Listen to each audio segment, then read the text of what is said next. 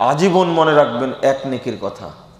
আজকে শুনলেন, কোনোদিন এই কথাটা শুনেছেন কিনা তা আমি জানি না, কোনোদিন শুনেছেন কিনা তা জানি না, তবে আমি কোনোদিন পড়েছিলাম না, জেনেছিলাম না, পরে জেনেছি, তাই বলছি। একটা হাদিস বর্ণিত হয়েছে আদাবুল মুফরাদ নামে, আল আদাবুল মুফরাদ নামে একটা হাদিসের গ্রন্থ ইমাম বুখারী রাহিমাহুল্লাহ সংকলন করেছে। এই গ্রন্থের 593 নম্বর হাদিসটি, মনে হয় মাইকের সমস্যা আছে, এরকম মনে হচ্ছে কি? হ্যাঁ, আপনারা কি বুঝতে পাচ্ছেন? আল্লাহ নবী মুহাম্মদ সাল্লাল্লাহু আলাইহি ওয়াসাল্লাম বলছেন,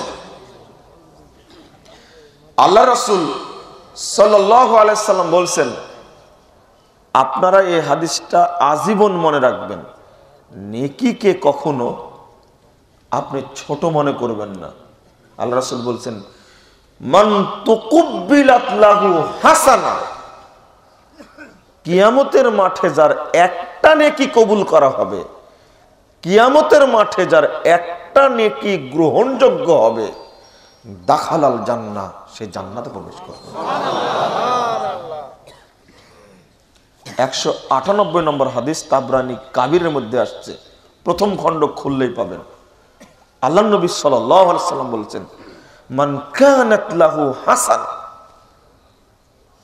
কিয়ামতের দিন যার একটা নেকি অবশিষ্ট থাকবে, যার একটা নেকি হবে, যার একটা নেকি কি টিকে যাবে, মান কানাত লাহু হাসানা, যার একটা নেকি টিকে যাবে, দাখালাল জান্নাহ, সে ব্যক্তি জান্নাতে প্রবেশ করবে।